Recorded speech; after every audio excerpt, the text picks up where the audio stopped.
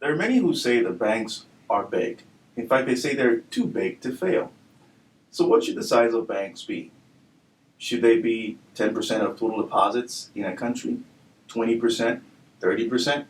I really don't know. Do you? Well, let me tell you a story. About 40 years ago, a young, poor 20 something year old in a small town in West Africa had an idea. He thought it was a great idea. He walks into a bank. It's a branch of a global bank that was operating in that small town. They take a chance on him. They offer him some capital. He goes off, starts his business.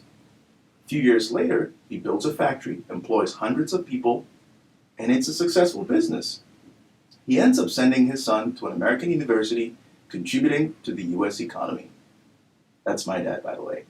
The truth is, a small bank may not have had the opportunity to take such a huge risk because if he had failed to pay back, it could have led to huge losses. See, there are different types of banks, different sizes of banks that cater to different people in each economy. You see, the thing about big banks, too, is that they start small.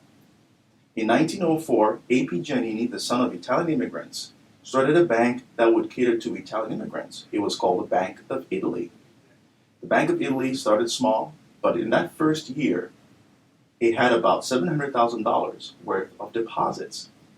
It grew so big, it began rivaling the East Coast banks. Today, it is one of the four largest banks in the country. The size of banks is really determined by us, the market. We decide what services we want and whether banks should stay in business by the choices we make to use them. And when they make bad bets on loans, they should exit the market and have other AP Gianninis compete for their business.